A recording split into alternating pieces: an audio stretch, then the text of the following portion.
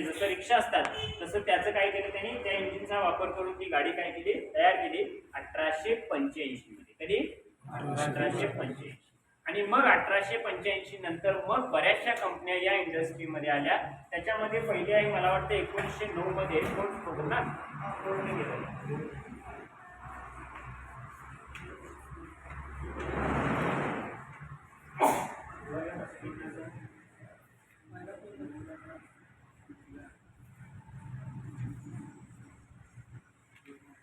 काय बघ, 1769 1885 मध्ये, त्याच्यानंतर 1908 मध्ये फोर्ड मोटर्स यांनी, बरोबर आहे ना, 1900 फोर्ड मोटर्स यांनी त्यांच्या 20,000 गाड्या काय केल्या त्यावेळी बनवल्या आणि त्या काय केल्या या इंडस्ट्रीमध्ये त्यांनी आपलं स्वतःचं अस्तित्व निर्माण केलं. आणि मग त्या ह्याच्यामध्ये मग बऱ्याचशा कंपन्या आल्या, जसं की त्याच्यामध्ये हिंदुस्तान मोटर असेल, प्रीमियम ऑटोमोबाईल्स असेल, महिंद्रा असेल. ओके, महिंद्राला जवळपास 1947 मध्ये महिंद्राची कंपनी आहे, त्यांना काय केलं, एसयूव्ही आणि जीप यांचं लायसन मिळालं आहे का, त्याच्यात एसयूव्ही आणि जीप यांचं लायसन मिळालं. आणि मग त्यांनी त्यावेळीपासून आतापर्यंत आता एक त्यांची एसयूव्ही आहे. एसयूव्ही म्हणजे स्पोर्ट्स युटिलिटी व्हेकल. एसयूव्ही म्हणजे काय, स्पोर्ट्स युटिलिटी व्हेकल. ती आज ही त्यांची आहे. तर अशी ही इंडस्ट्री आहे. जवळपास त्याला 100, 200, 300, आता किती आहे, 2020 चालू आहे ना, 24 म्हणजे 2000च्या नंतर म्हणजे कित्येक दशकं त्याच्यामध्ये गेलेले आहेत त्यावेळी या इंडस्ट्रीमध्ये. मग त्यावेळीची गाडी अँबॅसिडर आणि आत्ताची मर्सिडीज याच्यामध्ये फरक आहे ना, जमीन आसमानचा फरक आहे. आता विदाऊट माणसाची गाडी चालते, त्यावेळी माणूस लागायचं. त्या इंडस्ट्रीमध्ये काय होत, कालानुसार काय होत गेलेले आहेत, बदल होत गेलेले आहेत. पेट्रोलवर पहिले डिझेलवर चालायच्या, पेट्रोलवर आल्या, रॉकेलवर चालायच्या, आता इलेक्ट्रिकलवर चालतायत. ओके, पुढे जाऊन सीएनजी आल्या, त्याच्यानंतर आता पुढे जाऊन हायड्रोजनवरती येईल.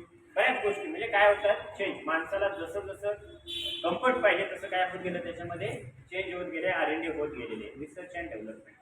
ओके, तर ह्या इंजिनचा शोध कुणी लावलेला आहे, 1769 मध्ये न्यूक्लियस फ्युजन यांनी लावलेला.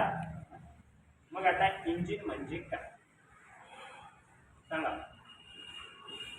आता ते समजलं काय नाही.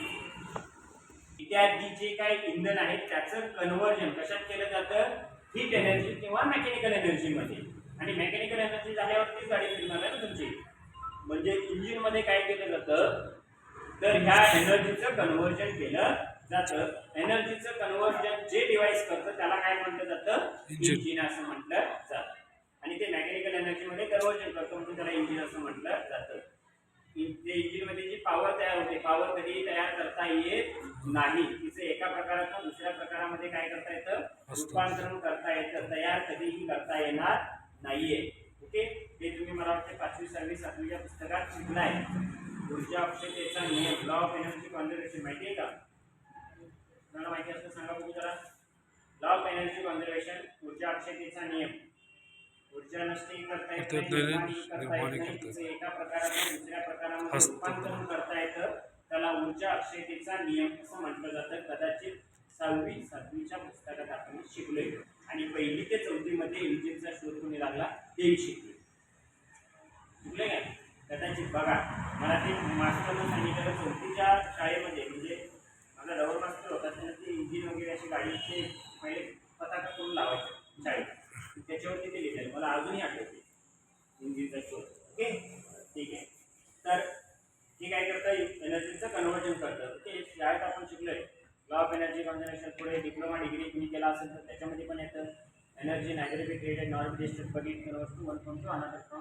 ते तुम्हाला माहिती असायला पाहिजे काय करतं, ते कन्व्हर्जन करतं, त्याला काय म्हणतो आपण, इंजिन असं म्हणतो. ओके, मग पेट्रोल असेल, डिझेल असेल, त्याचं कन्व्हर्जन केलं जातं. ही लाईट आहे कशी तयार झाली, कशी तयार झाली, जादू पाण्यापासून तयार झाली. समुद्राच्या लाटा असतात त्याच्यावरती तयार होते. बायोगॅस असेल त्याच्यावरती असते. विंड ओके, पवनचक्की त्याच्यावरती तुम्हाला काय करतात, ती इलेक्ट्रिसिटी तयार होते. असे वेगवेगळे माध्यम आहेत, त्याच्या माध्यमातून काय केलं जातं. आता टायडल म्हणजे समुद्राच्या ज्या लाटा असतात त्याच्यावरती काय केलं जाते, इलेक्ट्रिसिटी.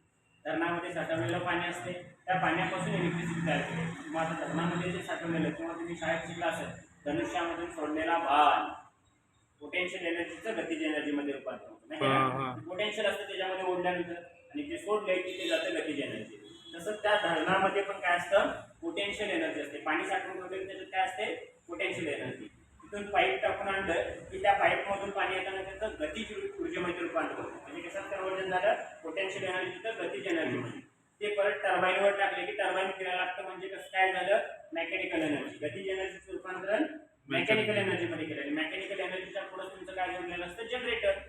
मग काय होईल, मेकॅनिकल एनर्जीचं इलेक्ट्रिकल एनर्जी. आणि मग लाईटीच्या सुभाव वगैरे तुम्हाला काय पाहिजे तुला लावतो.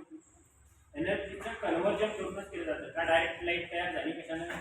तसंच इथे पेट्रोल, रॉकेट, डिझेल जे काही वापरणार त्याचं कन्वर्जन कुठं केलं जातं, याच्यामध्ये केलं जातं आणि मेकॅनिकल एनर्जी तयार केली जाते. म्हणजे इंजिनची व्याख्या काय आहे उत्तर द्याल पण, केमिकल एनर्जी किंवा हीट एनर्जीचं रूपांतरण मेकॅनिकल एनर्जी मध्ये जे डिव्हाइस करतं त्याला इंजिन असं म्हटलं जातं. समजलं, सांग आता.